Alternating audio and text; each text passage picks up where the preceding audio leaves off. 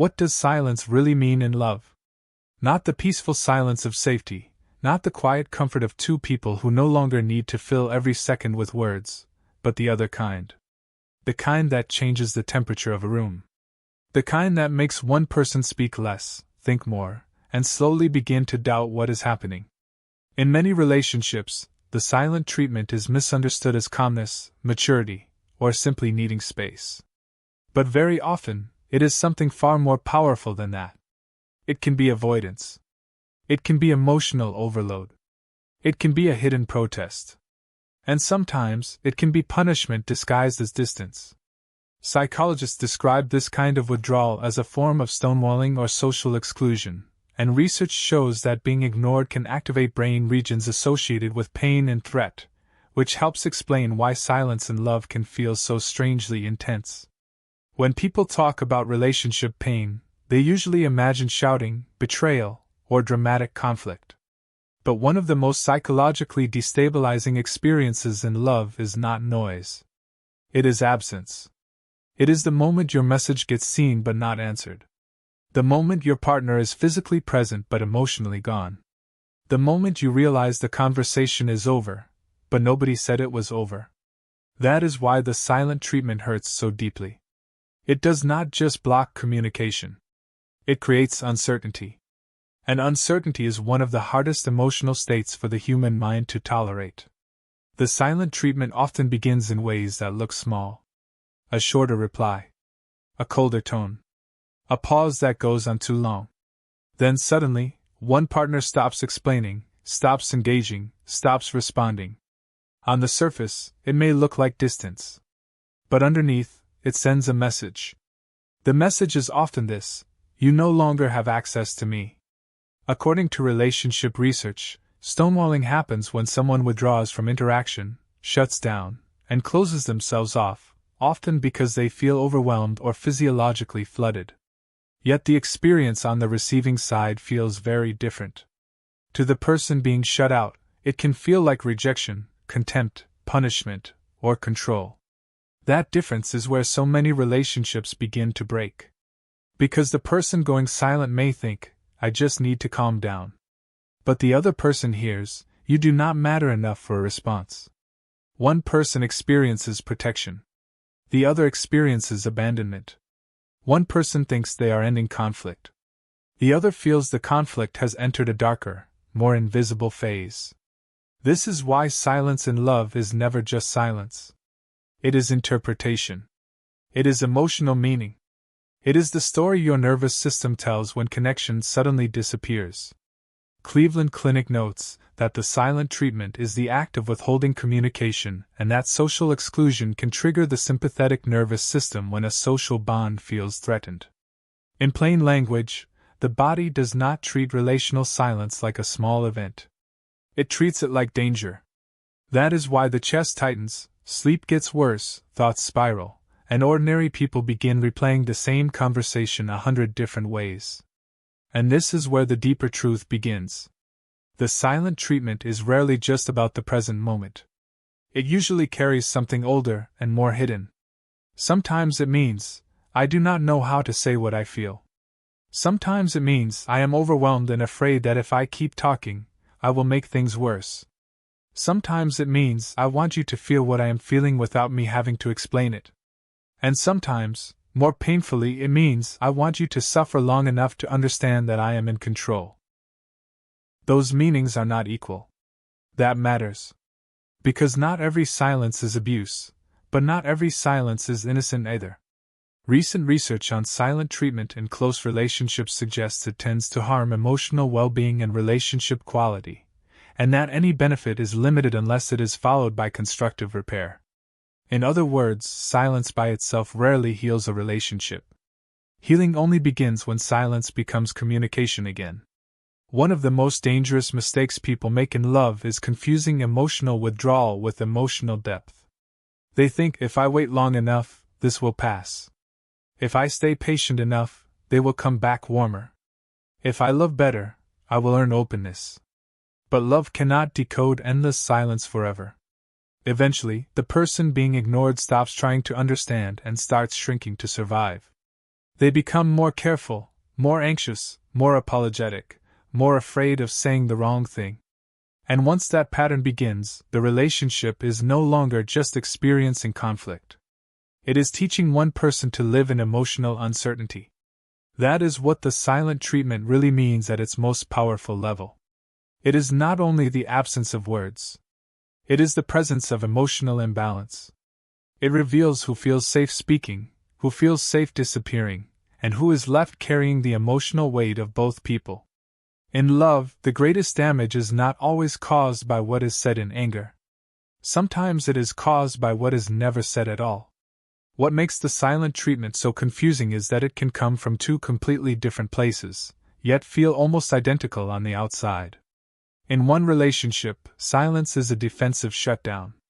In another, it is a weapon. The behavior may look the same, but the meaning underneath is not. That difference is everything. Sometimes a person goes silent because their nervous system is overloaded. The argument becomes too intense, their thoughts stop organizing clearly, and they withdraw because they no longer feel capable of speaking without making things worse. The Gottman Institute describes this kind of stonewalling as withdrawal during conflict caused by feeling overwhelmed or physiologically flooded, a state where productive discussion becomes much harder. In that case, the silence is not necessarily meant to punish. It is an attempt, however flawed, to survive the moment. But there is another version of silence that feels colder, more calculated, more deliberate. That is the silence that waits for the other person to panic. The silence that creates emotional hunger on purpose. The silence that says, without words, you will only feel close to me again when I decide. Cleveland Clinic notes that the silent treatment reflects poor communication and emotional regulation, and when it is used intentionally to hurt, it can become emotionally damaging.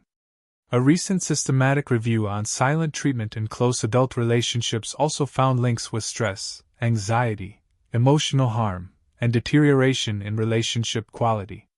This is why the silent treatment often reveals more than anger ever could.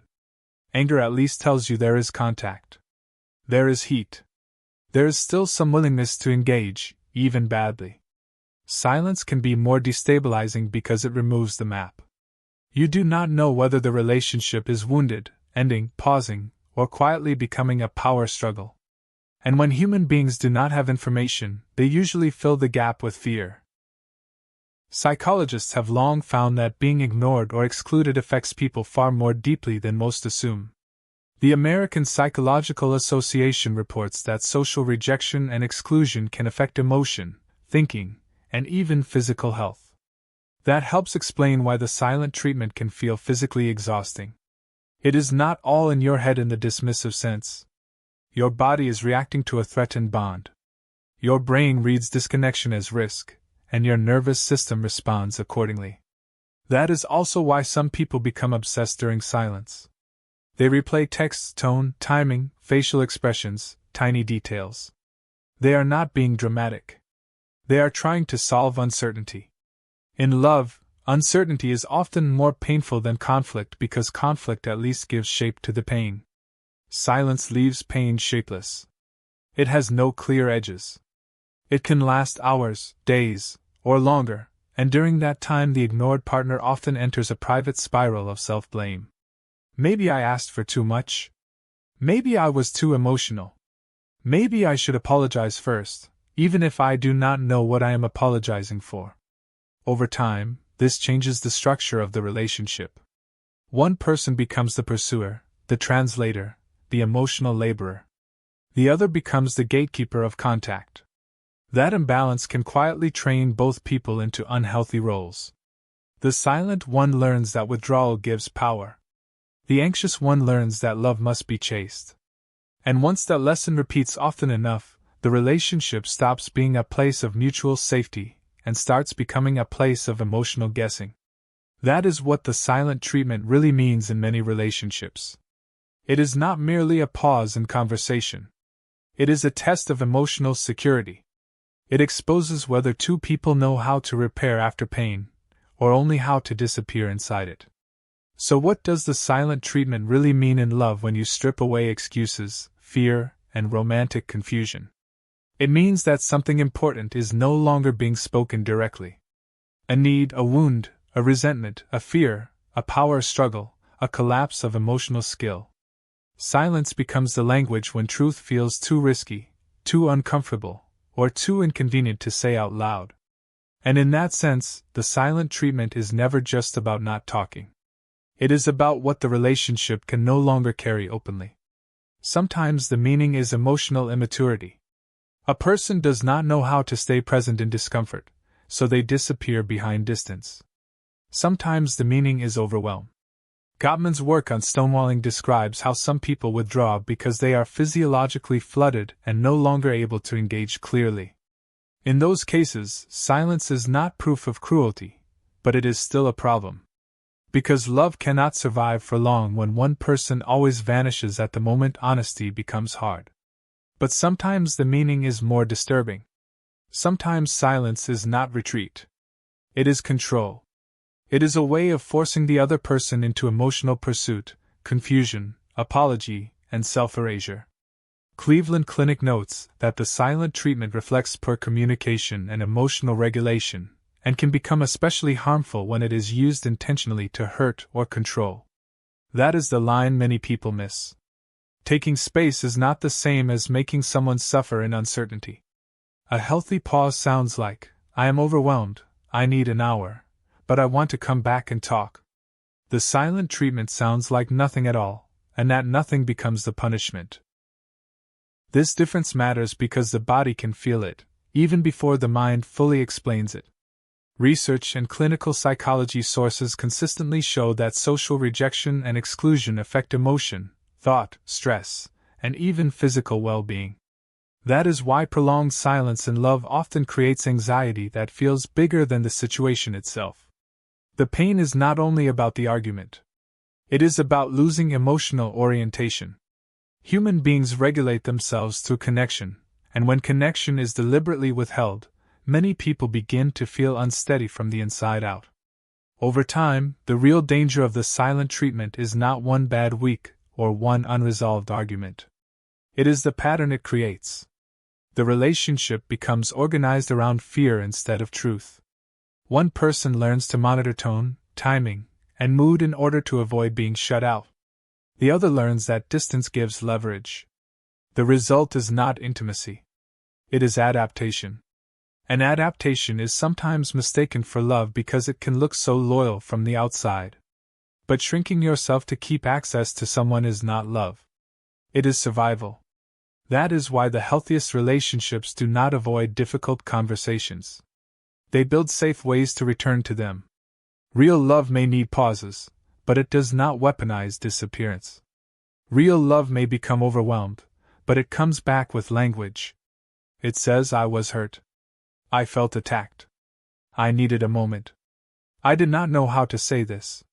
Those sentences may be imperfect, but they reopen the bridge. Silence alone never does. In the end, the silent treatment reveals the emotional architecture of a relationship. It shows whether conflict leads to repair or to withdrawal, whether pain creates honesty or control, whether two people are building a bond or a hierarchy. And maybe that is the deepest truth of all. The silent treatment is not simply the absence of words. It is the clearest sound a damaged dynamic can make. Because when someone repeatedly leaves you alone inside confusion, what you are hearing is not peace. What you are hearing is the relationship telling you exactly how safe it really is.